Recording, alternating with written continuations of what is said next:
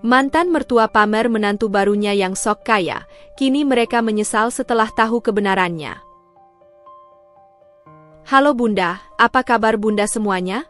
Sebelum masuk ke ceritanya, jangan lupa subscribe terlebih dahulu ya. Aku, Dinda, menggulirkan layar ponsel dengan perasaan yang campur aduk, antara kesal, getir, dan geli. Di sela-sela kesibukanku mengatur dokumen kerjaan Mas Ilham, aku iseng membuka Instagram. Baru saja membuka aplikasi itu, aku langsung disambut unggahan terbaru dari Bu Wati, mantan mertuaku. Di sana, dengan penuh percaya diri dan ekspresi bangga yang dipaksakan, ia berdiri di samping seorang perempuan yang sangat kukenal wajahnya, Cynthia, istri baru Aldo, mantan suamiku.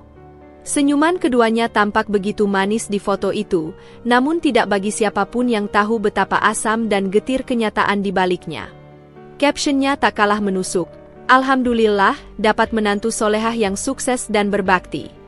Gak kayak yang dulu, cuma bisa ngurus rumah doang." Aku membacanya 2 kali. Hatiku mencelos.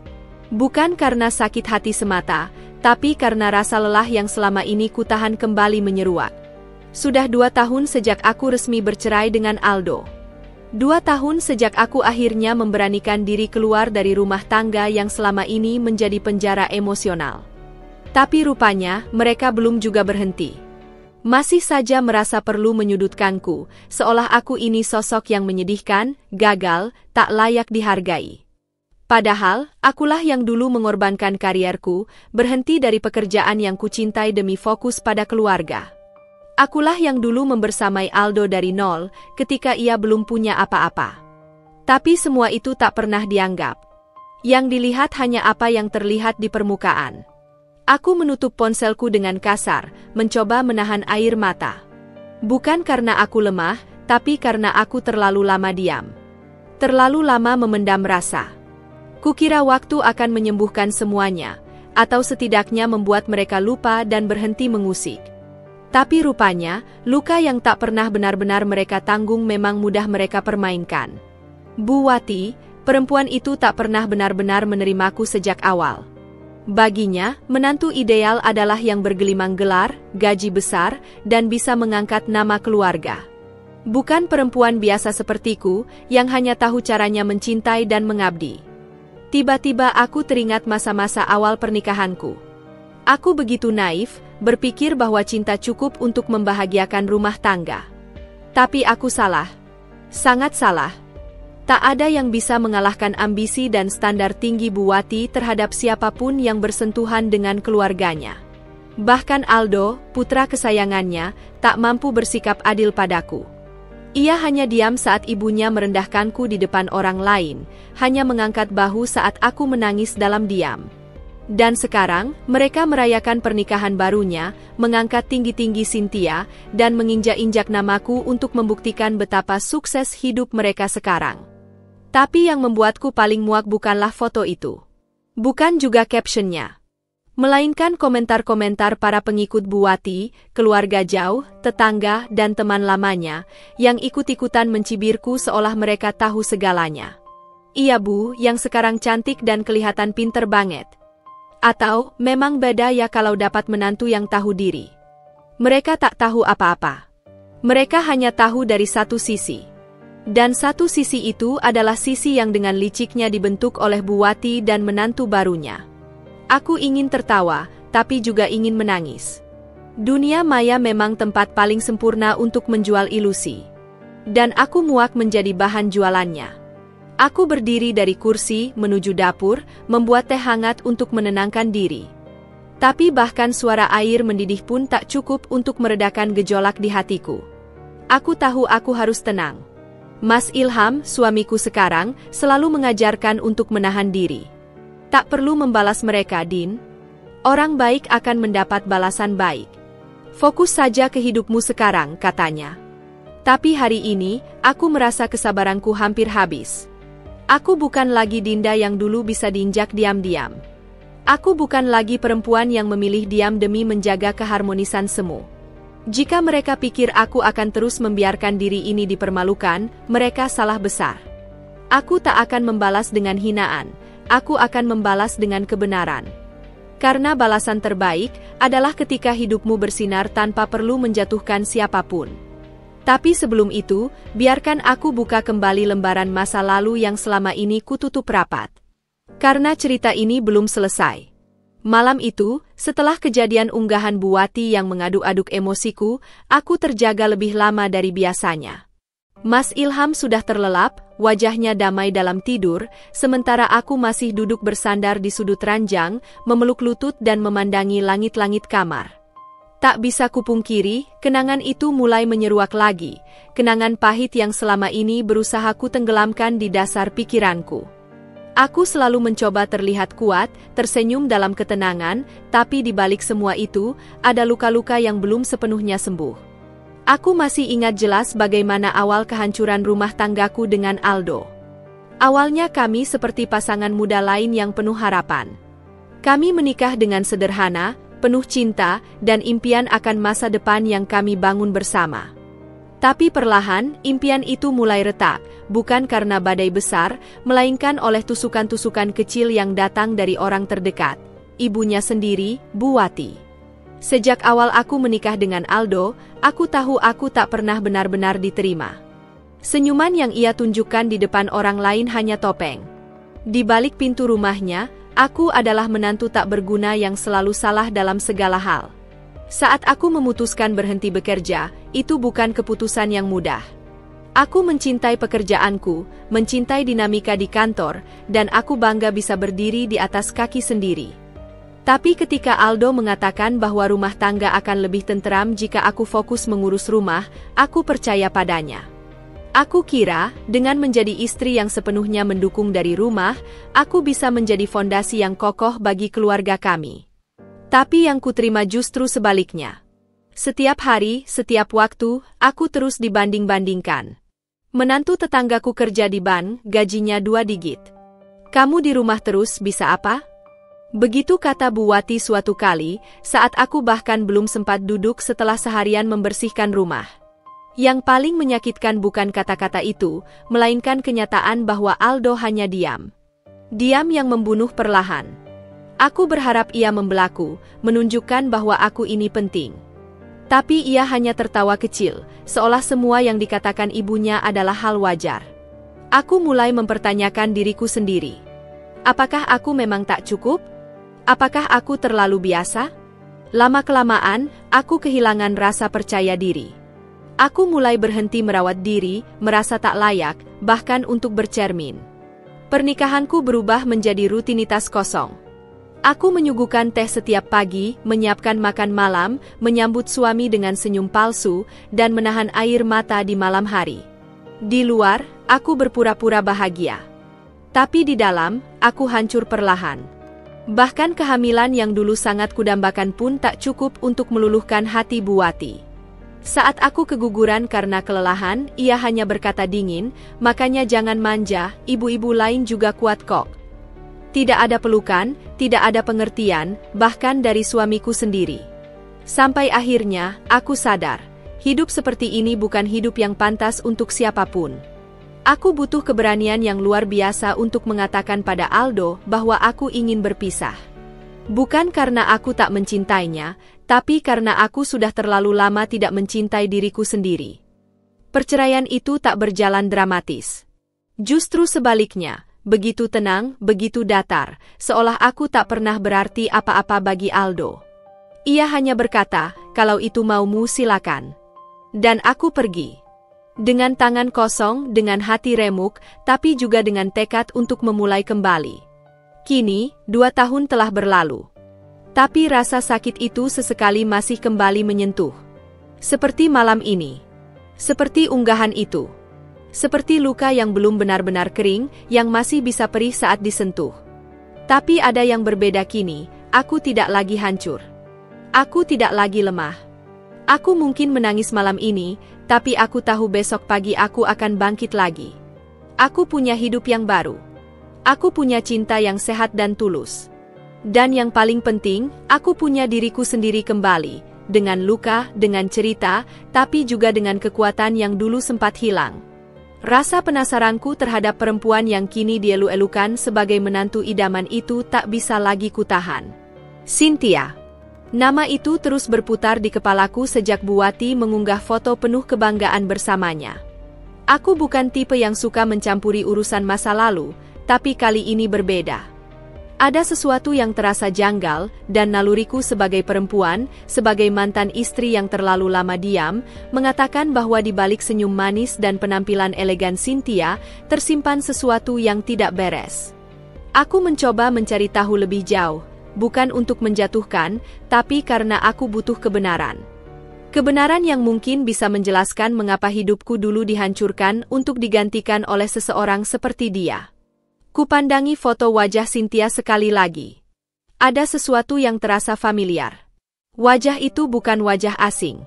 Mata itu, bentuk bibir itu. Aku merasa pernah melihatnya dari jarak dekat. Lalu seperti petir menyambar di siang bolong, ingatanku menyeretku kembali ke masa lalu. Ke sebuah ruangan kecil berisi tumpukan dokumen keuangan yang tak pernah bohong. Aku tahu siapa dia. Cynthia adalah mantan karyawan di perusahaan tempatku bekerja dulu, sebelum aku memutuskan berhenti demi rumah tangga. Dia pernah menjadi bagian dari tim keuangan, tim yang kutangani langsung sebagai supervisor sebelum aku mengundurkan diri.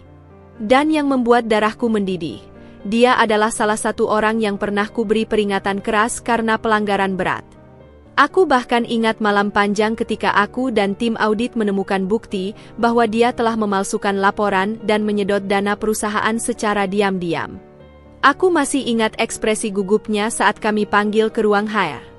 Dengan wajah memelas, dia mengelak, menangis, menyalahkan sistem, menyalahkan tekanan kerja. Tapi bukti terlalu kuat. Tidak ada ruang untuk negosiasi. Akulah yang saat itu menandatangani surat pemecatannya. Dan sekarang, perempuan yang dulu kupecat karena mencuri uang perusahaan, kini berdiri di samping mantan suamiku, dipuja-puji sebagai wanita sukses dan berakhlak. Dunia benar-benar aneh. Ironi ini begitu menusuk. Mereka menuduhku tak berguna karena memilih rumah tangga, sementara mereka memeluk seseorang yang pernah merusak kepercayaan dan moral pekerjaan. Tanganku bergetar saat mencari nama Cynthia di LinkedIn dan media sosial lainnya. Seperti yang kuduga, profilnya penuh dengan glamor palsu. Gelar yang diragukan, pengalaman kerja yang dimanipulasi, dan foto-foto yang terlalu indah untuk tidak dicurigai. Tidak ada satupun informasi jelas tentang pekerjaan tetapnya.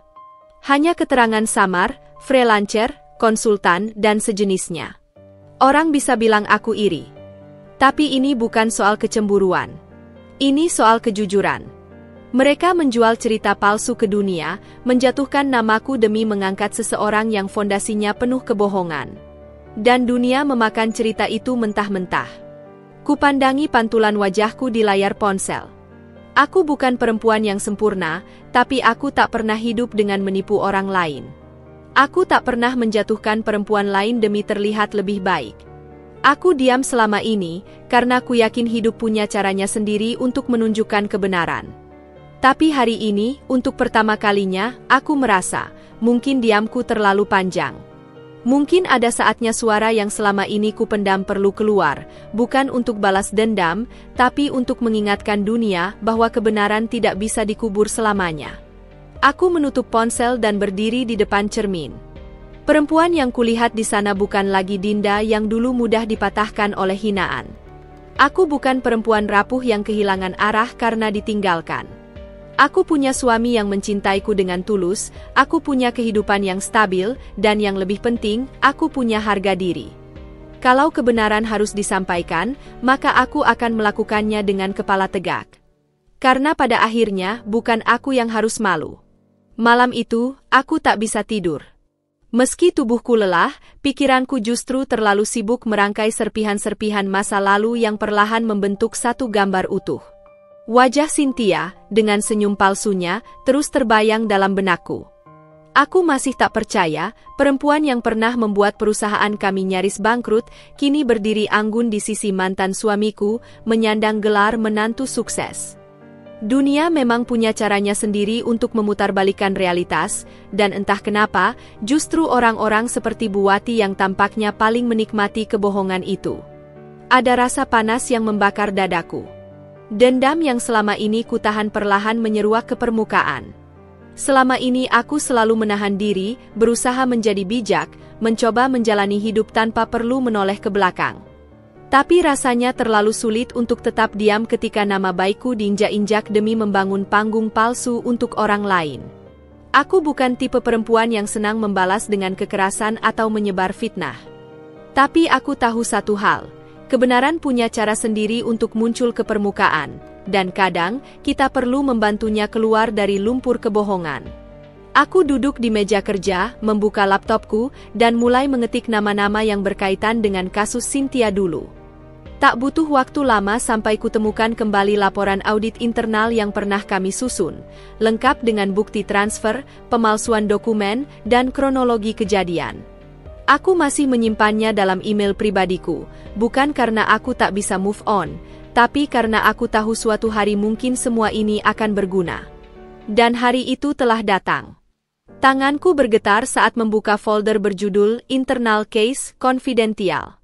Di sana, semuanya masih utuh, seperti luka lama yang belum sempat dijahit. Namun saat amarahku mencapai puncaknya, suara berat dan hangat memanggilku dari balik pintu kamar. Sayang, kamu belum tidur. Mas Ilham. Pria yang selalu bisa membuat hatiku tenang hanya dengan satu kalimat. Aku menoleh, mencoba menyembunyikan ekspresi kesal yang masih tersisa di wajahku. Ia berjalan mendekat, duduk di sampingku, lalu menggenggam tanganku. Mas, aku nggak ngerti, kenapa hidup seolah terus kasih panggung ke orang-orang jahat? Bisikku lirih, nyaris seperti anak kecil yang mencari jawaban atas ketidakadilan dunia. Mas Ilham memandangku lekat-lekat. Dinda, aku tahu kamu masih terluka. Tapi kamu juga sudah terlalu jauh melangkah dari masa itu. Hidupmu sekarang jauh lebih baik. Jangan biarkan mereka menyeretmu kembali ke dalam lubang yang sama, ucapnya lembut. Aku terdiam. Ada benarnya kata-katanya. Aku tahu aku tidak bisa membiarkan amarah mengambil alih. Tapi bukan berarti aku akan membiarkan kebenaran dikubur begitu saja. Aku hanya perlu menemukan cara yang tepat, cara yang elegan, tenang, dan bermartabat, untuk menunjukkan siapa Cynthia sebenarnya, tanpa harus menjatuhkan diriku ke level yang sama dengan mereka. Mereka pikir aku lemah, Mas. Mereka pikir aku cuma bisa diam dan menerima hinaan, ujarku pelan, suaraku bergetar menahan emosi. Ilham mengangguk. Justru karena kamu tidak seperti mereka, kamu jangan bertindak seperti mereka. Kebenaran itu sabar, Din. Tapi begitu ia muncul, tak ada yang bisa menahannya. Kalimat itu menancap dalam di hatiku. Mungkin memang bukan sekarang waktunya untuk membuka semua aib Cynthia, tapi aku tahu, saat yang tepat akan datang. Dan ketika saat itu tiba, aku akan siap. Aku tidak akan balas dendam. Aku akan tunjukkan bahwa aku tetap berdiri, tetap kuat, dan tak pernah benar-benar hancur seperti yang mereka harapkan. Dan malam itu, saat aku bersandar di dada Mas Ilham yang hangat, untuk pertama kalinya aku sadar. Dendam ini bukan untuk membalas. Dendam ini adalah bahan bakar. Bukan untuk membakar mereka, tapi untuk menguatkan langkahku menuju keadilan yang selama ini tertunda. Aku bukan lagi Dinda yang dulu. Aku bukan korban. Aku penyintas. Dan aku akan buktikan itu, dengan cara yang tak mereka duga. Hari itu langit begitu cerah, seolah dunia memang sedang berpura-pura bersahabat dengan orang-orang yang menyembunyikan kebusukan di balik senyum.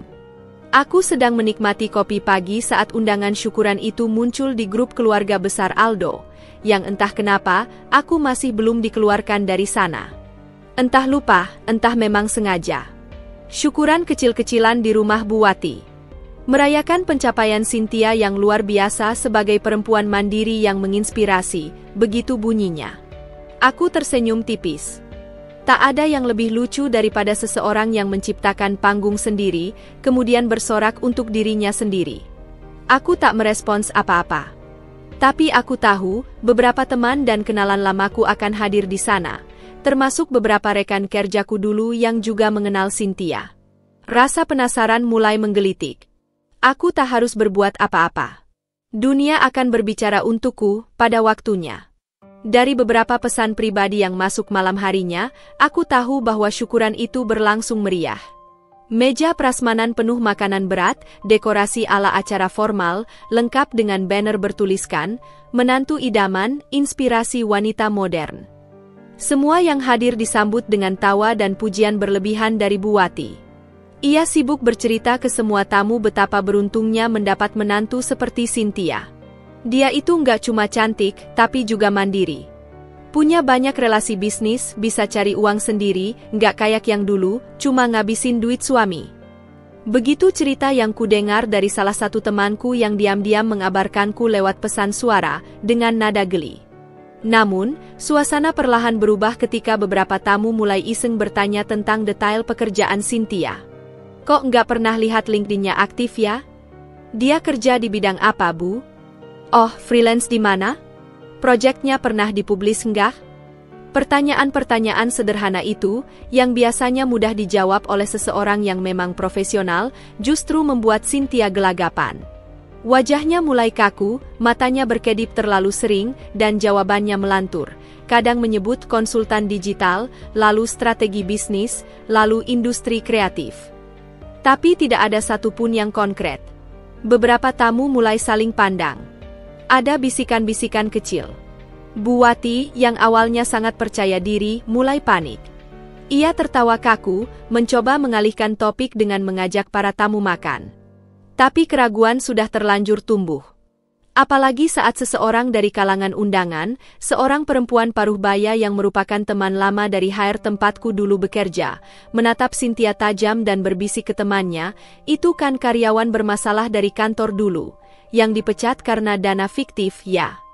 Ucapan itu tak terlalu keras, tapi cukup untuk membuat beberapa orang mendengarnya. Mereka mulai menyambungkan titik-titik. Di antara senyuman yang memudar, atmosfer pesta berubah menjadi janggal. Beberapa tamu pura-pura menerima panggilan telepon lalu berpamitan. Yang lain mulai menghindari kontak langsung dengan Cynthia. Tak ada lagi pujian, tak ada lagi pertanyaan, hanya keheningan yang ganjil di tengah ruangan yang didekorasi megah. Bu Wati tampak bingung. Ia mondar-mandir, memaksa senyum, tapi raut mukanya tak bisa menyembunyikan kegelisahan. Beberapa temannya bahkan berpura-pura tidak mendengar saat ia mencoba menjelaskan kembali karir gemilang Cynthia. Aku bisa membayangkan jelas wajahnya. Dulu begitu sombong saat meremehkanku, kini mulai merasakan retakan kecil di dinding kepercayaannya. Dan itu baru permulaan. Aku tidak ada di sana. Aku tidak perlu ada. Yang berbicara adalah kenyataan, bukan kemarahan, bukan balas dendam. Dan itulah keindahan dari kebenaran, ia tidak butuh dibela dengan suara keras. Ia hanya perlu waktu dan keberanian untuk tetap diam sampai ia tiba. Pagi itu aku membuka pesan dari Ayu, salah satu teman lamaku di kantor dulu yang kini bekerja sebagai manajer keuangan di perusahaan yang berbeda. Ia menulis, "Din, kamu tahu nggak, semalam aku datang ke acaranya Bu Wati. Dan kamu nggak akan percaya siapa yang aku lihat di sana." Aku langsung tahu kemana arah pembicaraan itu. Cynthia. Satu nama yang kini kembali jadi pusaran besar dalam hidupku, bukan karena aku menginginkannya, tapi karena semesta seperti memaksaku melihat wajah itu kembali di setiap sudut kenyataan. Ayu melanjutkan, "Itu Cynthia kan? Yang dulu kamu pecat?" "Ya ampun, Dinda," dia bilang ke semua orang dia konsultan. Padahal dulu aja nggak bisa bikin laporan keuangan bersih. Aku terdiam lama membaca pesan itu. Rasanya seperti menyaksikan bom waktu yang selama ini kusadari keberadaannya, akhirnya meledak juga. Aku tidak mengirim balasan langsung, hanya menarik napas panjang dan membiarkan rasa lega perlahan mengalir di tubuhku. Ini bukan soal kemenangan, bukan juga kepuasan. Ini lebih seperti rasa keadilan yang akhirnya menemukan jalannya. Kebenaran, seperti yang Mas Ilham selalu bilang, memang sabar. Tapi ketika ia tiba, ia datang tanpa bisa dibendung, dan tak ada satu topeng pun yang cukup kuat untuk menahannya. Kabar dari Ayu tak berhenti di situ. Rupanya ia tak sendiri. Ada beberapa mantan rekan kerja kami yang juga hadir malam itu, dan semuanya langsung mengenali Cynthia. Mereka tahu betul siapa dia, bukan sebagai sosok profesional sukses, tapi sebagai bekas staf bermasalah yang dulu membuat repot seisi departemen. Aku masih ingat bagaimana kami harus begadang berhari-hari untuk memperbaiki laporan yang telah ia manipulasi. Dan sekarang, para saksi masa lalunya itu diam-diam menyebarkan cerita ke tamu-tamu lain. Bukan untuk menjatuhkan, tapi karena mereka tahu tak ada yang lebih menjijikkan daripada seseorang yang menjual citra kebohongan di hadapan orang-orang yang tahu kebenarannya. Dari cerita yang kudengar, Cynthia sempat mencoba mengelak. Ia bilang itu hanya kesalahpahaman lama. Bahwa ia sudah berubah. Tapi ketika salah satu mantan staf HR bertanya dengan tajam, kalau begitu, kenapa kamu nggak pernah cerita soal pekerjaan terakhirmu dengan jujur? Cynthia bungkam. Bu Wati, yang biasanya begitu fasih berbicara, hanya bisa berdiri kaku sambil memegang gelas minuman yang mulai bergetar di tangannya. Panggung yang dibangun dari kebohongan itu mulai runtuh. Bukan karena diserang, tapi karena fondasinya sendiri memang rapuh sejak awal. Yang paling menyakitkan bagi mereka mungkin bukan kenyataan yang terungkap, tapi fakta bahwa kebohongan itu terbongkar di depan orang-orang yang selama ini mereka banggakan. Tamu-tamu yang awalnya datang untuk merayakan, kini pergi dengan bisik-bisik, dengan tatapan kasihan, dan dengan cerita yang akan mereka bawa pulang dan ceritakan ke banyak orang. Reputasi, sekali tercemar, tidak bisa dibersihkan hanya dengan klarifikasi. Dan itulah yang sedang dialami oleh Bu Wati dan menantu kesayangannya. Aku bisa saja menyebarkan kebenaran itu secara terang-terangan. Bisa saja aku unggah kembali surat pemecatan Cynthia, atau kesaksian dari rekan kerja kami. Tapi aku tak melakukannya. Aku memilih tetap diam, karena kebenaran yang terbongkar dengan sendirinya jauh lebih menyakitkan bagi mereka yang terbiasa bersembunyi di balik kepalsuan. Aku hanya duduk di sofa rumahku, ditemani secangkir teh hangat dan tangan Mas Ilham yang menggenggamku erat. Aku tidak menang, karena ini bukan perlombaan. Tapi aku tahu, aku tak kalah. Dan mungkin, itu lebih dari cukup. Aku tak pernah berharap Aldo akan sadar, apalagi menyesal. Bagiku, pria itu sudah lama menjadi lembaran usang dalam hidupku, usai tanpa perlu dibaca ulang. Tapi ternyata, hidup punya caranya sendiri untuk menyentuh ego manusia pada titik yang paling menyakitkan, harga dirinya. Dan ketika harga diri Aldo mulai terkikis, satu persatu kabut kebanggaan palsunya menghilang. Seminggu setelah acara syukuran itu, aku mendapat kabar bahwa Aldo terlihat gusar di kantor barunya. Ia tak lagi sering memamerkan pencapaian istrinya seperti sebelumnya. Dari salah satu kenalan lama kami, aku tahu bahwa dia bahkan mulai mempertanyakan hal-hal kecil, seperti pengeluaran rumah tangga, alur keuangan pribadi mereka, hingga riwayat transaksi istrinya. Awalnya aku mengira itu cuma rasa tidak percaya biasa, tapi ternyata, kecurigaannya perlahan berubah menjadi keresahan nyata. Rupanya malam-malam belakangan, Aldo menemukan hal-hal yang tak wajar di rekening milik Cynthia. Puluhan transaksi dari dan ke platform pinjaman online, pengajuan kartu kredit yang tak pernah diajukan bersama, serta cicilan barang-barang mewah yang bahkan belum pernah mereka pakai. Aldo merasa seperti sedang menonton ulang drama kehidupan yang tak ia sadari sudah dimulai sejak lama. Bedanya, kali ini dia bukan pemeran utama, melainkan korban. Ia yang dulu sering menyalahkanku karena tidak bisa mengatur uang kini harus menelan kenyataan bahwa istri barunya menyembunyikan gunung utang di balik tas branded dan foto liburan palsu. Malam itu, kabarnya ia duduk termenung lama di mobilnya. Hujan turun deras, seperti mendramatisasi kebingungan yang menyesaki dadanya. Ia mencoba mengonfrontasi Cynthia, tapi jawaban yang ia dapat hanya alasan berbelit, air mata, dan serangkaian pembelaan yang memutarbalikkan logika. Aku hanya ingin kita terlihat bahagia, Mas, begitu katanya. Kata-kata itu, yang dulu terdengar manis jika keluar dari mulut wanita yang tulus, kini terdengar menjijikkan. Karena bahagia sejati tak pernah lahir dari kebohongan. Aldo pun mulai membuka satu demi satu tabir yang selama ini ia abaikan. Ia mengingat bagaimana Bu Wati selalu membandingkanku dengan Cynthia. Ia sadar betapa butanya ia saat dulu percaya bahwa kebahagiaan datang dari penampilan luar. Dan untuk pertama kalinya, ia mengaku bahwa mungkin, hanya mungkin, ia telah salah memilih, salah percaya, salah menilai. Ia mulai bertanya pada dirinya sendiri, apa yang sebenarnya aku tinggalkan dulu. Tapi sayangnya, pertanyaan itu datang terlalu terlambat. Yang ia tinggalkan bukan hanya aku, tapi juga keutuhan hidup yang pernah kami bangun, meski sederhana, tapi jujur dan tulus. Sementara aku mendengar semua itu dari kejauhan, aku merasa tenang. Bukan karena ia sedang menderita, tapi karena semesta sedang menyeimbangkan ulang semuanya. Aku tidak meminta Aldo hancur. Aku hanya ingin ia melihat kebenaran yang dulu ia tolak mentah-mentah. Bahwa yang ia anggap kelemahan dalam diriku, sebenarnya adalah bentuk ketulusan yang tak bisa dibeli. Bahwa aku yang ia tinggalkan adalah satu-satunya orang yang benar-benar tulus dalam hidupnya. Dan di sanalah letak kemenangan sejati. Ketika seseorang akhirnya menyadari bahwa ia telah menghancurkan sesuatu yang seharusnya dijaga. Aku tidak perlu membalas. Tidak perlu menyakiti. Karena pada akhirnya, yang paling menyakitkan bagi seseorang seperti Aldo bukan ketika orang lain menjatuhkannya, tapi ketika ia sadar bahwa ia menjatuhkan dirinya sendiri. Aku pikir, Aldo akan menutup semuanya rapat-rapat. Menyangkal, membela, atau paling tidak berpura-pura kuat. Tapi kenyataannya, dia mulai limbung. Beberapa minggu setelah rasa curiganya tumbuh, realita mulai menamparnya dari segala arah. Aku mendengar kabar bahwa tagihan datang bertubi-tubi.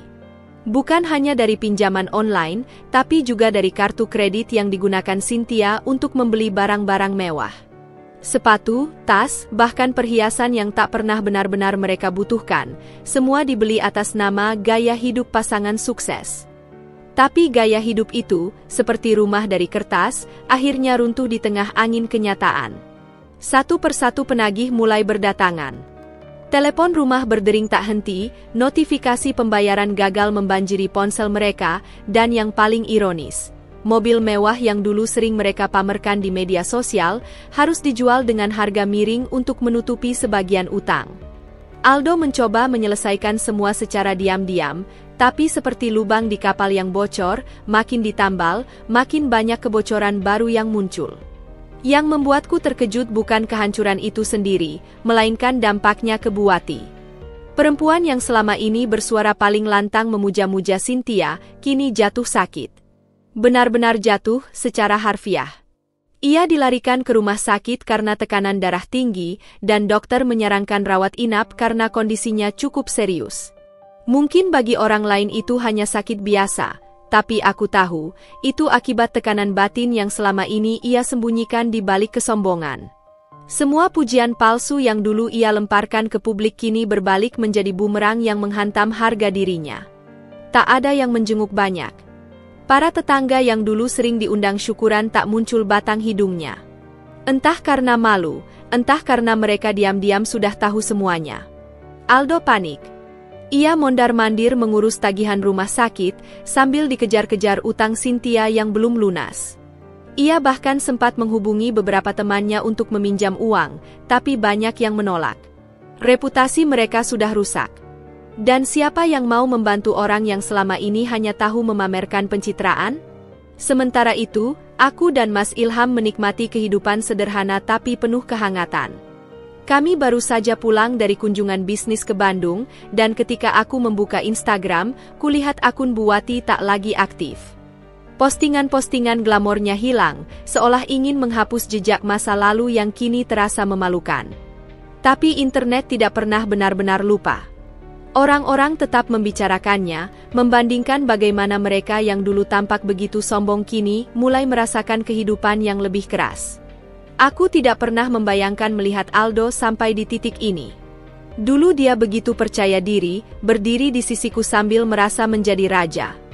Tapi kini, ia berdiri sendiri, dikelilingi utang, kebohongan, dan sakit hati dari ibunya sendiri. Yang paling menyedihkan? Semua itu bukan ulah orang lain. Bukan karma dariku, bukan jebakan dari luar.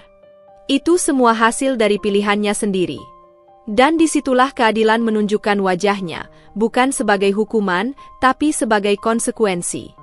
Kehancuran finansial mereka bukan kutukan, tapi hasil dari keputusan yang dibungkus kesombongan. Dan aku, yang dulu dianggap beban karena cuma bisa ngurus rumah, kini menjadi saksi bisu bagaimana rumah tangga mereka sendiri hancur karena tak ada yang benar-benar mengurus hati, kejujuran, dan niat baik. Hidup kadang punya cara unik untuk membalas luka. Bukan dengan menghukum, tapi dengan menghadirkan hal-hal indah yang membuat kita tak lagi peduli pada masa lalu. Mas Ilham adalah bagian dari keindahan itu dalam hidupku. Datang bukan untuk menyelamatkanku, tapi untuk menggenggam tanganku dan menunjukkan bahwa aku layak dicintai, bukan dimanfaatkan. Hari itu kami menghadiri sebuah acara gala dinner dari perusahaan tempat Mas Ilham bekerja, tempat di mana dia kini menjabat sebagai direktur utama. Aku, yang dulu hanya mengenakan daster dan mengurus rumah, berdiri di sebelahnya mengenakan gaun malam berwarna emerald dengan potongan sederhana tapi elegan. Rambutku disanggul rapi, dan perhiasan yang kupakai bukan sekadar untuk pamer, tapi simbol cinta. Hadiah ulang tahun dari Mas Ilham yang katanya, ini bukan karena harganya, tapi karena kamu pantas merasa berharga. Di acara itu, banyak orang menyapaku dengan sopan.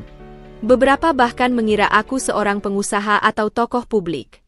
Tapi yang paling membuatku terdiam adalah ketika seorang wanita bertanya, "Ibu kerja di mana sekarang?" Dan Mas Ilham menjawab dengan bangga, "Beliau istri saya, dan dia partner terbaik dalam semua keputusan penting yang saya ambil." Tidak ada nada merendahkan. Tidak ada rasa malu karena aku bukan wanita karir atau pengusaha besar. Baginya, keberadaanku cukup. Peranku di rumah, dalam hidupnya, dalam keluarga kecil kami, semuanya cukup. Kami sempat mengambil foto berdua di depan backdrop acara. Waktu itu Mas Ilham membisikkan, "Kita upload ya? Biar dunia tahu kalau kamu bahagia sekarang." Aku tersenyum ragu, tapi akhirnya mengangguk. Bukan karena ingin pamer, tapi karena aku sudah tidak takut lagi dilihat oleh dunia, bahkan oleh orang-orang yang dulu menganggapku lemah. Saat kami mengunggah foto itu ke Instagram, aku tidak berpikir banyak. Aku hanya menuliskan caption sederhana, "Akhirnya bisa berdiri di sisi seseorang yang benar-benar melihat aku." Keesokan harinya, notifikasi ponselku penuh. Beberapa teman lama mengirim pesan, memuji penampilanku, menanyakan kabar, bahkan ada yang meminta maaf karena dulu sempat menjauh saat aku bercerai. Tapi satu pesan yang membuatku diam cukup lama datang dari akun yang tak asing, Aldo. Dia hanya menulis, "Dinda, itu suamimu sekarang?" Pak Ilham, Direktur Utama PT Pradipta Global? Aku tidak langsung membalas. Hanya melihat pesan itu sambil menghela napas. Entah mengapa, bukan rasa puas yang muncul. Justru ada perasaan tenang, karena akhirnya, dia tahu apa yang dia tinggalkan. Mas Ilham melihatku melamun, dan seperti biasa, dia bisa membaca isi hatiku bahkan tanpa aku berkata. "Kalau kamu mau jawab, jawab aja. Tapi jangan biarkan masa lalu itu menyita energi kamu. Kita sudah terlalu bahagia untuk menoleh ke belakang terlalu lama." Kata-katanya, seperti biasa, menenangkan. Di rumah, malam itu kami makan malam sederhana. Masakan rumahan, gelak tawa, dan musik jazz pelan yang mengalun dari speaker kecil. Aku melihat sekeliling dan tiba-tiba merasa sangat bersyukur. Dulu aku pikir kebahagiaan datang dari pujian orang lain, dari pengakuan mertua, dari kesempurnaan rumah tangga yang terlihat di luar. Tapi sekarang aku tahu, kebahagiaan itu adalah ketika kita bisa tertawa tulus tanpa rasa takut. Ketika kita bisa menjadi diri sendiri, dan dicintai tanpa syarat. Aku menatap Mas Ilham malam itu dengan mata berkaca. Bukan karena sedih, tapi karena hatiku penuh. Di dalam diamku, aku berdoa dalam hati. Semoga kebahagiaan ini tak lagi menjadi balas dendam untuk siapapun. Tapi menjadi anugerah yang aku peluk erat, karena aku tahu, kali ini aku benar-benar dicintai. Dan kali ini, aku tidak akan disia-siakan lagi. Aku sedang duduk di balkon rumah, menikmati sore yang tenang dengan secangkir teh hangat di tangan.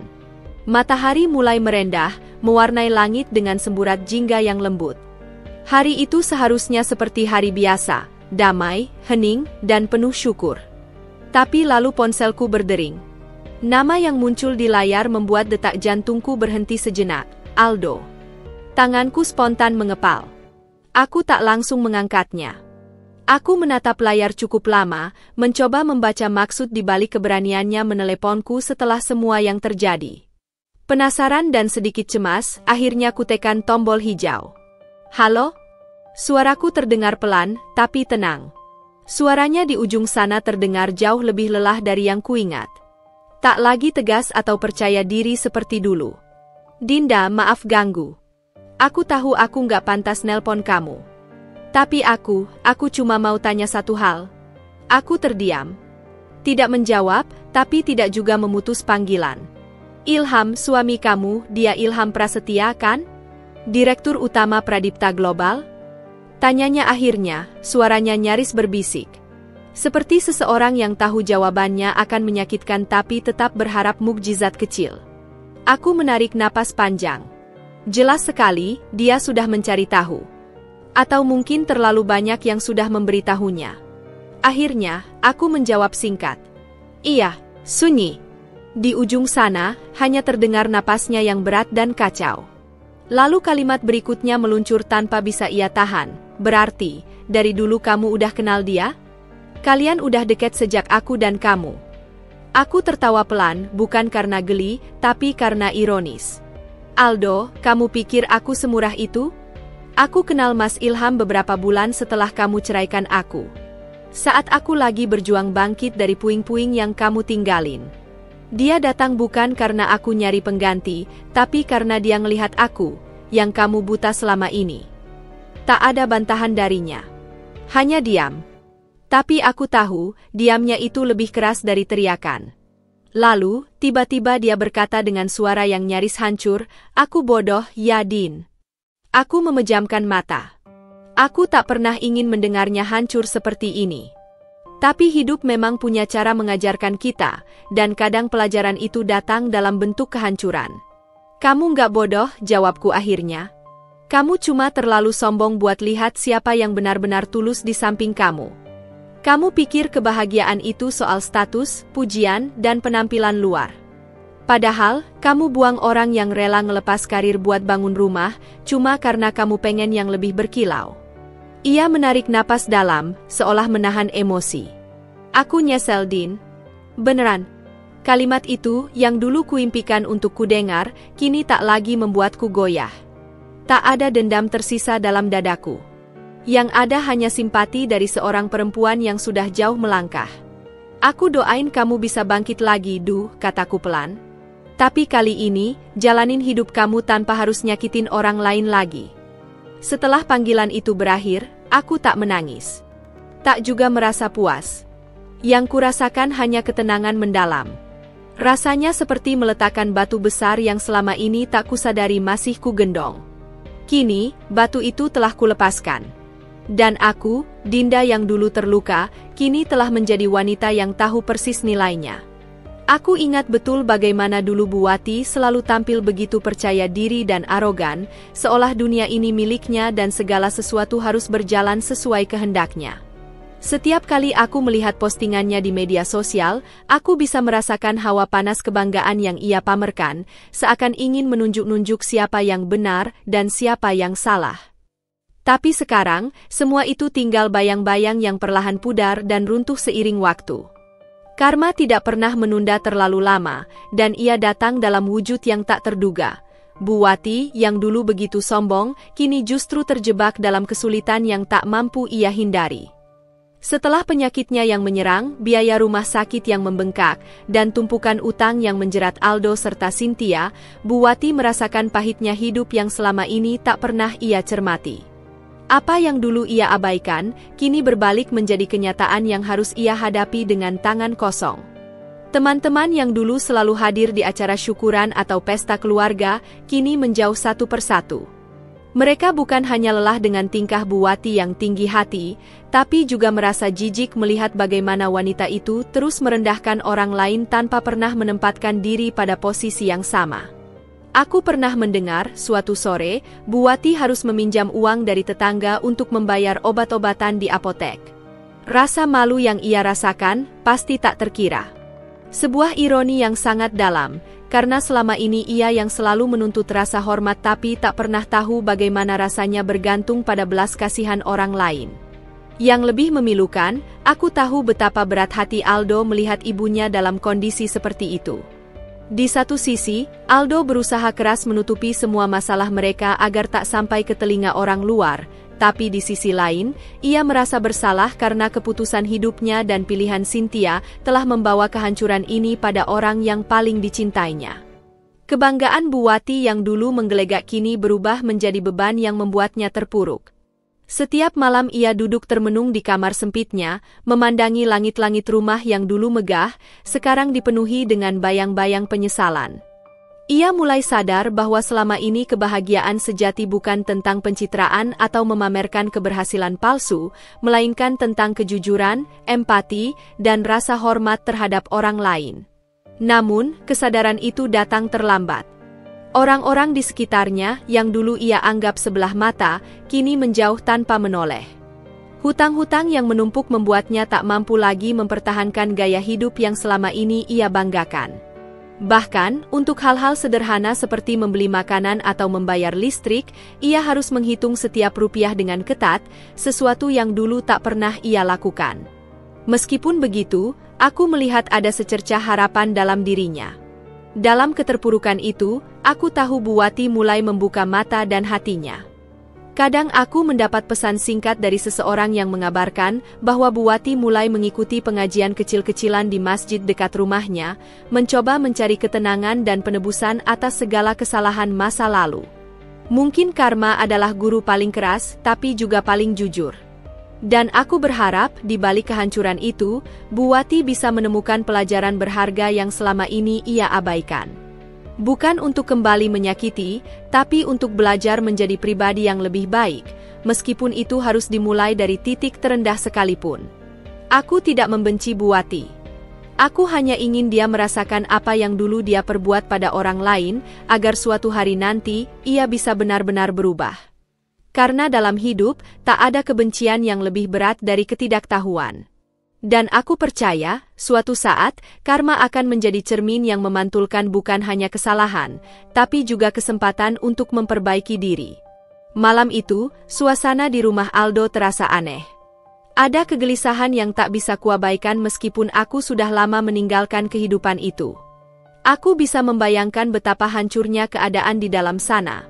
Tempat yang dulu penuh kemewahan dan kebanggaan kini berubah menjadi sarang kegelisahan dan ketakutan. Cynthia, wanita yang dulu dipuja-puja oleh Buwati dan Aldo, tiba-tiba menghilang tanpa jejak. Bukan hanya pergi meninggalkan rumah, tapi juga meninggalkan semua tanggung jawab yang selama ini dipikul oleh Aldo, utang yang menumpuk, dan rumah yang hampir disita. Kisah tentang kepergian Cynthia itu seperti angin badai yang menghancurkan sisa-sisa kedamaian. Orang-orang yang dulu melihatnya sebagai sosok istri sempurna kini mulai berbicara di belakang. Mereka bertanya-tanya, apa sebenarnya yang terjadi di balik layar? Bagaimana seorang wanita yang sering pamer kehidupan glamor bisa tiba-tiba menghilang begitu saja? Aku mendapat kabar dari beberapa kenalan lama bahwa Cynthia meninggalkan pesan singkat kepada Buwati, isinya singkat tapi penuh keputusasaan. Aku nggak kuat lagi, Bu. Aku pergi dulu. Itu saja. Tak ada penjelasan lebih lanjut, tak ada alasan yang jelas. Aku membayangkan betapa berat hati Buwati menerima kabar itu. Ibu yang selama ini membanggakan Cynthia sebagai menantu yang sukses dan solehah, kini harus menelan pil pahit bahwa semua itu hanyalah topeng yang rapuh dan mudah pecah. Bagaimana mungkin seseorang yang selama ini dianggap kuat dan berhasil tiba-tiba lari dari masalah? Sementara Aldo, yang dulu begitu yakin dengan pilihan hidupnya, kini menghadapi kenyataan pahit sendirian. Rumah yang dulu megah terancam disita karena utang yang menumpuk. Tagihan menumpuk tak tertagih, dan tekanan dari pemberi pinjaman membuatnya semakin terpojok. Aku tahu betapa sulitnya posisi Aldo sekarang. Meski dulu dia menyakitiku, aku tidak pernah berharap dia harus jatuh sejauh ini. Tapi inilah akibat dari keputusan yang dibuat tanpa pertimbangan matang, mengandalkan penampilan dan status semu tanpa dasar kejujuran dan tanggung jawab. Di balik semua kehancuran itu, aku melihat pelajaran berharga. Bahwa kebahagiaan dan kesuksesan sejati bukan tentang apa yang bisa dipamerkan ke dunia, tapi tentang integritas dan ketulusan yang membangun fondasi kuat. Cynthia yang selama ini kuanggap sebagai musuh ternyata hanyalah sosok yang terjebak dalam kebohongan besar yang ia ciptakan sendiri. Aku bersyukur hidupku kini berbeda. Bersama Mas Ilham, aku menemukan makna baru tentang cinta dan kebahagiaan. Sementara mereka yang dulu merendahkanku kini harus merasakan getirnya kegagalan. Karma memang bekerja dalam cara yang misterius dan kali ini, aku percaya semuanya berjalan sesuai porsinya. Ketika kabar tentang Cynthia yang kabur semakin tersebar, aku hanya bisa berdoa agar Aldo kuat melewati semua ini. Mungkin ini adalah titik balik bagi dia untuk benar-benar berubah. Bukan lagi menjadi pria yang mudah terbuai oleh kemewahan palsu, tapi menjadi sosok yang lebih bijaksana dan bertanggung jawab. Sementara aku, di sini, menatap masa depan dengan penuh harapan dan keyakinan. Bahwa kebahagiaan yang aku bangun sekarang jauh lebih nyata dan berarti daripada segala yang pernah aku punya sebelumnya. Dan aku yakin, tidak ada yang lebih manis daripada kemenangan yang datang dari ketulusan dan perjuangan tanpa harus menyakiti orang lain. Pintu rumahku diketuk pelan, namun rasa jantungku seperti mau melonjak keluar. Aku tahu siapa yang datang, dan kedatangannya bukan sekadar basa-basi. Aldo, mantan suamiku, berdiri di depan pintu dengan wajah yang jauh berbeda dari pria yang dulu ku kenal. Tidak ada lagi tatapan sombong atau angkuh, yang ada hanya sosok pria yang penuh penyesalan dan keputusasaan. Ketika aku membukakan pintu, dia menghela napas panjang. Matanya yang biasanya penuh kepercayaan diri kini tampak lelah dan penuh beban. Dinda, aku tahu ini nggak mudah, tapi aku benar-benar butuh bantuanmu, katanya dengan suara serak. Aku menatapnya dalam-dalam. Berbagai kenangan pahit dan luka lama muncul dalam benakku, tapi aku menolak untuk membiarkan amarah itu menguasai diriku. Aku sudah belajar dari masa lalu, bahwa membalas dengan kebencian hanya akan membuat luka semakin dalam. Kali ini aku memilih kekuatan lain, ketenangan dan kebijaksanaan. Aldo, apa yang kamu harapkan dariku sekarang? Tanyaku pelan, tapi tegas. Dia menunduk sejenak, kemudian mengangkat wajahnya dengan mata yang mulai berkaca-kaca. Aku tahu aku banyak salah. Aku kehilangan segalanya, ibu, pekerjaan, dan rumah. Dan sekarang aku nggak punya apa-apa.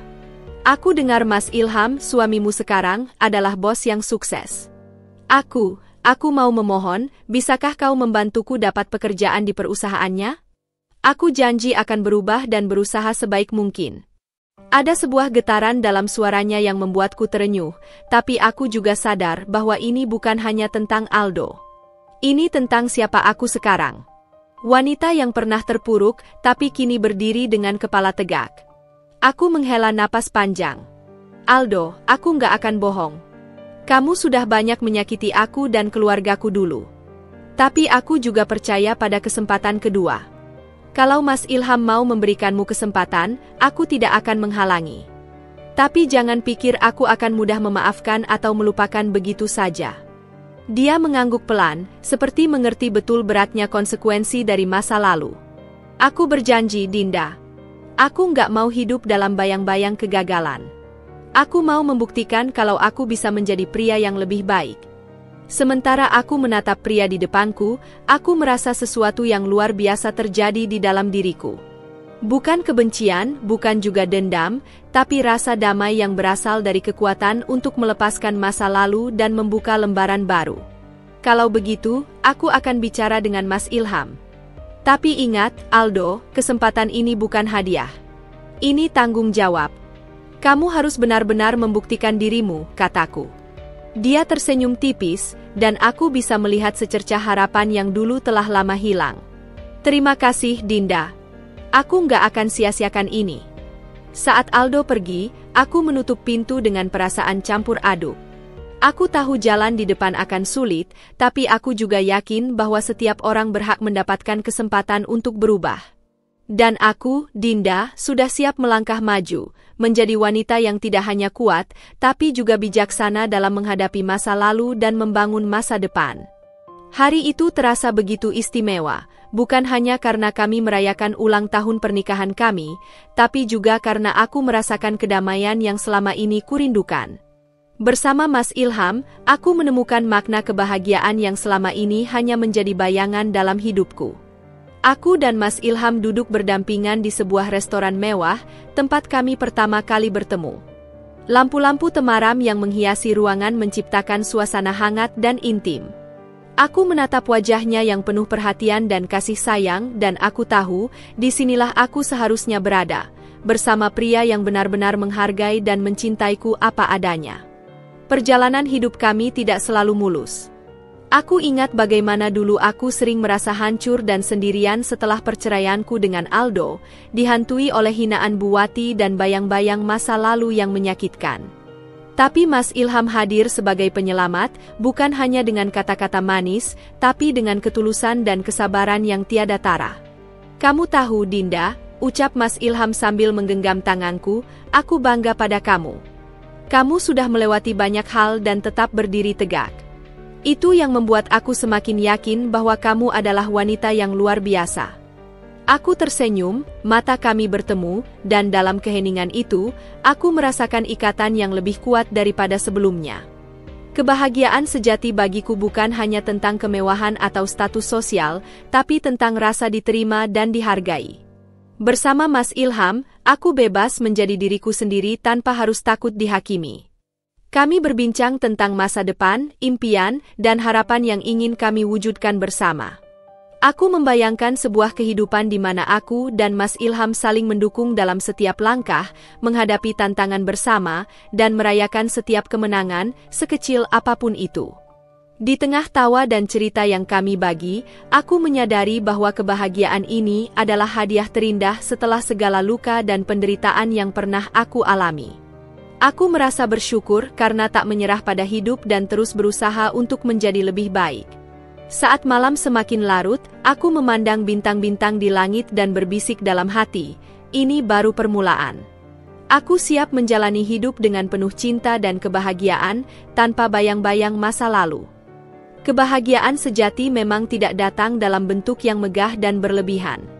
Ia hadir dalam momen-momen sederhana, dalam kehangatan sebuah pelukan, dan dalam ketulusan sebuah senyuman.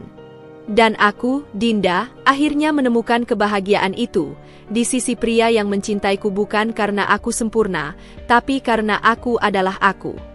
Aku tak pernah menyangka suatu hari akan menerima pesan dari Buwati. Wanita yang dulu selalu menjadi sumber kesakitanku, yang dengan sombongnya merendahkanku dan terus memandang rendah peran dan keberadaanku.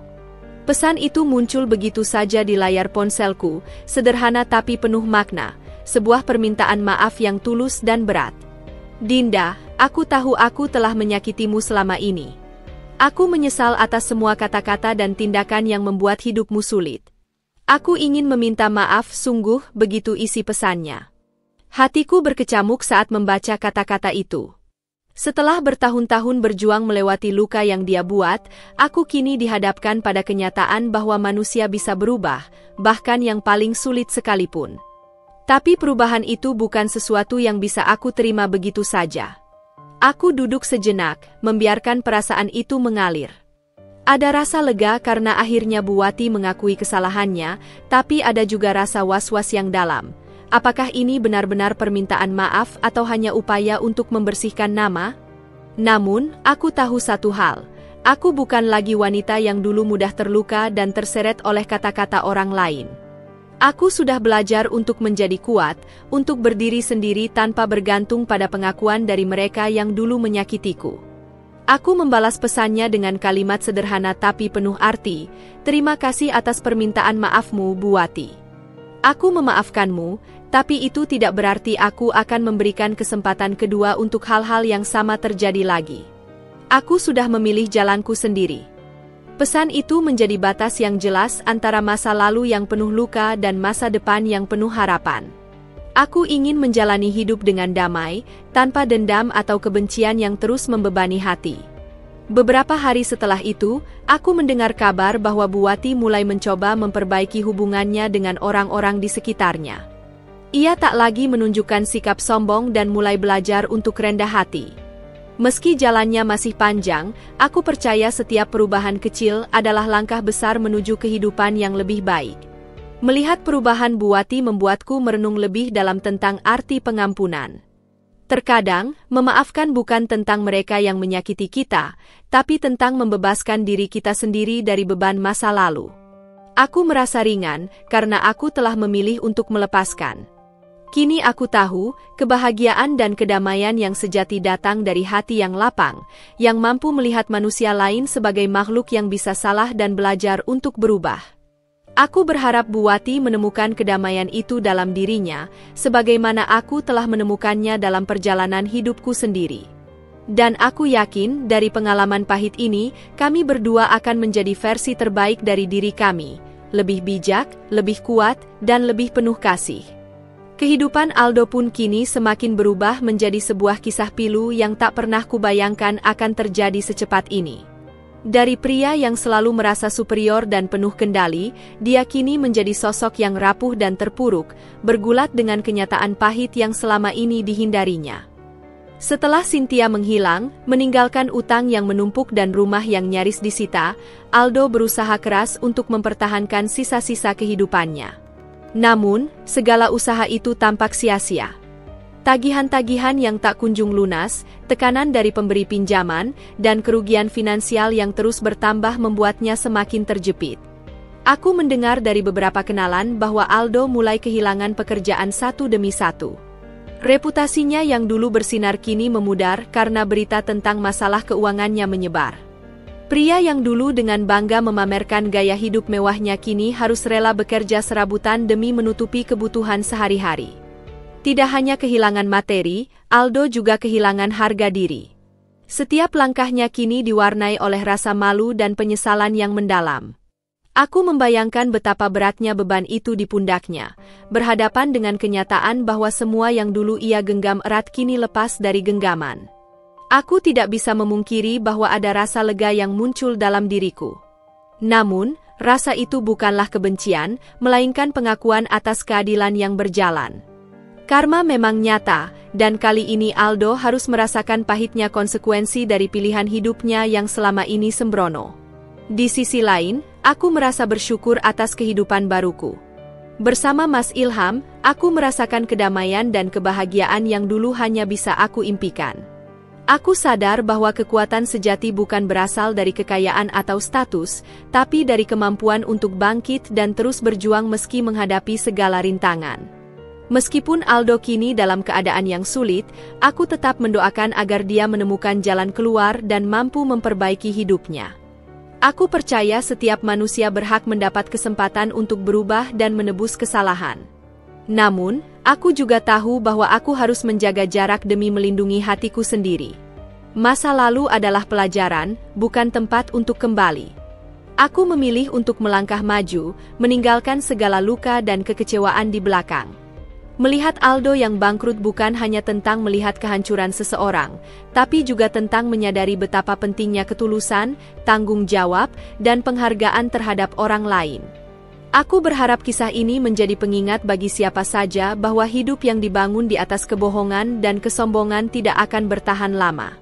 Dan aku, Dinda, siap menyambut hari-hari baru dengan penuh harapan, kuat dari pengalaman masa lalu, dan yakin bahwa kebahagiaan sejati akan selalu datang kepada mereka yang mau berjuang dengan hati yang tulus. Kini aku berdiri di persimpangan akhir perjalanan yang panjang dan penuh liku. Melihat kembali semua yang terjadi dari perpisahan yang menyakitkan, penghinaan, hingga pengkhianatan yang menyakitkan hatiku, aku tahu satu hal yang paling penting, aku sudah menang. Namun, kemenangan ini bukan datang dari balas dendam, melainkan dari ketenangan dan kebahagiaan yang aku ciptakan untuk diriku sendiri. Dulu, aku mungkin akan terjebak dalam kemarahan dan rasa sakit yang terus membara, memikirkan bagaimana membalas semua perlakuan buruk yang pernah kuhadapi. Tapi kini aku sadar, membalas dendam hanya akan mengikatku pada masa lalu dan melukai jiwaku lebih dalam. Kemenangan sejati adalah ketika aku mampu melepaskan semua itu dan memilih hidup yang damai. Aku merasakan kedamaian yang tidak pernah aku rasakan sebelumnya. Bersama Mas Ilham, aku membangun kehidupan yang penuh cinta dan pengertian. Setiap hari adalah kesempatan baru untuk menjadi versi terbaik dari diriku, tanpa harus terbayang oleh bayang-bayang masa lalu. Aku belajar bahwa kebahagiaan bukan tentang seberapa banyak orang lain menjatuhkanmu, tapi seberapa kuat kamu bangkit dan memaafkan, bukan untuk mereka, tapi untuk dirimu sendiri.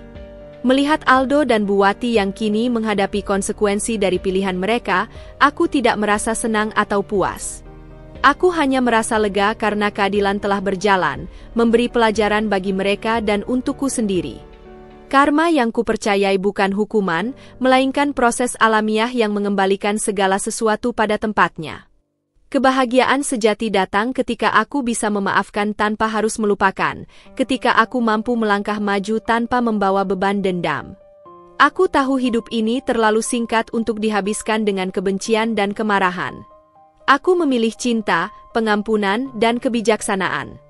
Hari ini, aku berdiri dengan kepala tegak, penuh rasa syukur atas perjalanan hidup yang membentukku menjadi wanita kuat dan bijak. Aku menang bukan karena aku menjatuhkan orang lain, tapi karena aku berhasil membangun diriku kembali dari puing-puing masa lalu. Aku tersenyum karena aku tahu, kebahagiaanku adalah balasan terbaik untuk semua yang pernah menyakitiku. Aku tak perlu membalas, karena hidupku yang bahagia sudah berbicara lebih dari ribuan kata. Aku duduk termenung di ruang tamu rumah kami yang hangat, memandang keluar jendela dengan perasaan campur aduk. Kehidupan yang selama ini kujalani bersama Mas Ilham memang penuh kebahagiaan, namun entah kenapa aku mulai merasakan ada sesuatu yang mengintai, sebuah tantangan baru yang perlahan mulai mengusik ketenangan kami. Mas Ilham yang biasanya ceria dan penuh semangat, belakangan ini terlihat berbeda.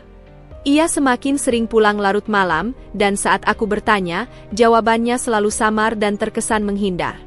Awalnya aku mencoba menganggapnya sebagai akibat tekanan kerja yang biasa, tapi rasa gelisah dalam hatiku terus tumbuh. Aku tak ingin masa lalu yang penuh luka kembali menghantuiku, apalagi kini aku punya Mas Ilham yang begitu berarti. Di balik kebahagiaan yang terlihat sempurna, aku mulai merasakan bayangan konflik baru muncul.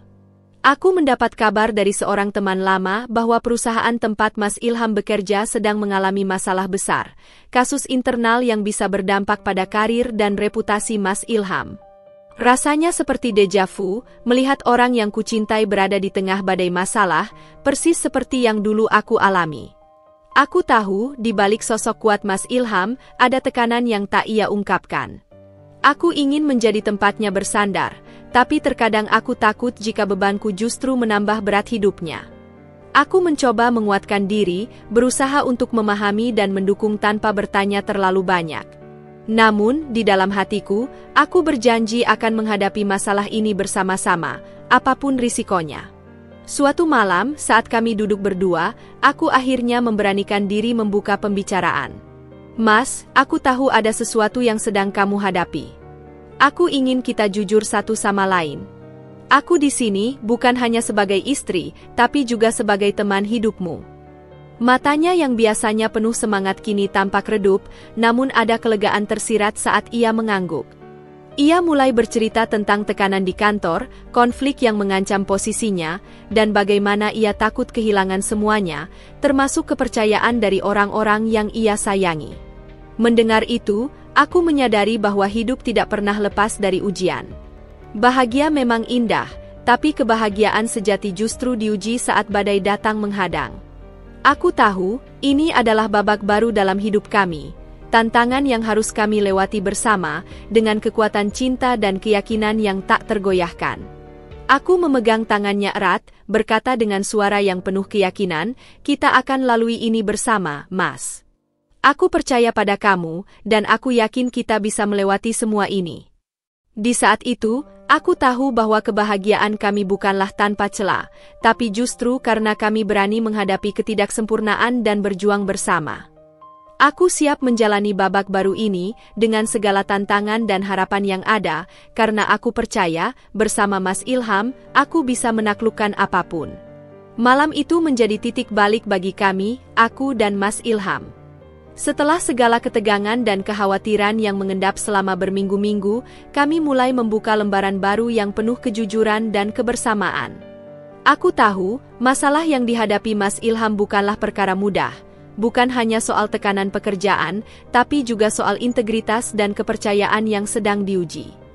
Aku melihat di matanya betapa berat beban yang ia pikul, betapa takutnya ia kehilangan bukan hanya pekerjaannya, tapi juga rasa hormat yang selama ini ia bangun. Namun, Aku juga melihat semangat yang tak padam, sebuah tekad untuk tidak menyerah pada keadaan. Itu membuatku yakin bahwa bersama, kami mampu melewati badai ini. Kami mulai merancang langkah-langkah untuk menghadapi masalah ini secara bersama-sama. Aku menawarkan diriku untuk membantu dari sisi yang aku bisa, dengan koneksi dan pengalaman yang kumiliki. Mas Ilham dengan segala kerendahan hati menerima bantuanku tanpa ragu. Kami berbicara panjang lebar, merumuskan strategi yang tidak hanya mempertahankan karirnya, tapi juga menjaga nama baik dan harga dirinya. Aku belajar bahwa dalam sebuah hubungan, kekuatan bukan hanya dari cinta yang manis, tapi juga dari keberanian untuk saling membantu dan berjuang ketika keadaan sulit. Kami menghadapi setiap masalah satu persatu, tak lagi menyembunyikan kegelisahan atau rasa takut. Dengan dukungan penuh, Mas Ilham mulai mengambil langkah konkret untuk membersihkan namanya dan membuktikan profesionalismenya kepada rekan-rekan dan atasannya. Seiring waktu, perlahan tapi pasti, masalah mulai terurai. Mas Ilham mendapatkan kesempatan untuk menjelaskan situasi sebenarnya dan menunjukkan bukti-bukti yang mendukung. Rekan-rekan kerjanya mulai memahami dan mendukungnya kembali. Meski perjalanan itu tidak mudah dan penuh ujian, aku bangga melihat keteguhan hatinya yang tak pernah goyah. Di tengah proses itu, aku juga semakin mengenal sosok Mas Ilham lebih dalam. Bukan hanya sebagai suami yang penuh cinta, tapi sebagai pria yang tangguh, jujur, dan pantang menyerah. Bersama, kami belajar arti kerjasama dan pengertian yang sejati. Aku merasa hubungan kami semakin kuat, dibangun bukan hanya atas cinta, tapi juga atas komitmen dan perjuangan bersama. Kini, ketika masalah itu mulai mereda, aku tahu kami telah melewati ujian yang akan mempererat ikatan kami. Aku tersenyum, menyadari bahwa konflik yang awalnya terasa menakutkan justru membawa kami pada kedewasaan dan kedalaman hubungan yang selama ini kami rindukan. Kebahagiaan kami kini tidak hanya didasarkan pada momen indah, tapi juga pada keberanian untuk menghadapi dan menyelesaikan masalah bersama. Aku merasa sangat bersyukur karena di saat sulit itulah aku dan Mas Ilham benar-benar menjadi satu, saling menguatkan dan melangkah maju. Aku percaya, tidak ada masalah yang terlalu besar jika kita hadapi bersama.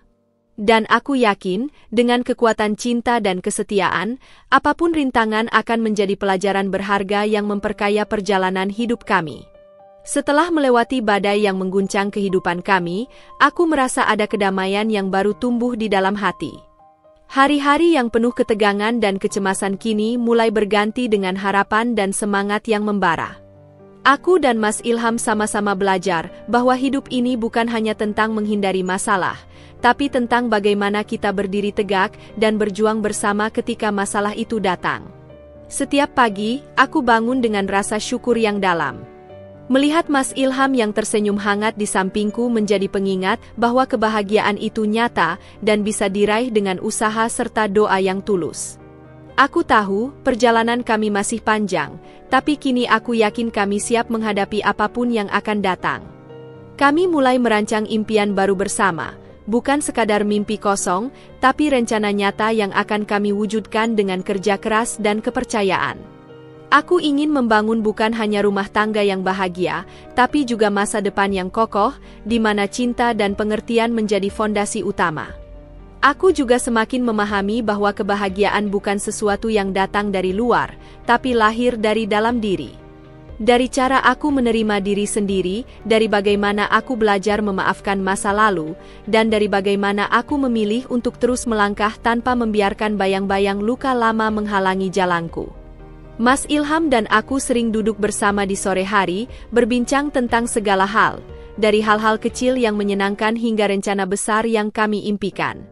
Saat itu aku merasa begitu beruntung karena punya pasangan yang tidak hanya mencintaiku apa adanya, tapi juga menjadi sahabat terbaik yang selalu mendukung dan memahami. Kebahagiaan kami bukan tanpa tantangan, tapi kami belajar untuk menjadikannya sebagai guru yang menguatkan, bukan sebagai alasan untuk menyerah.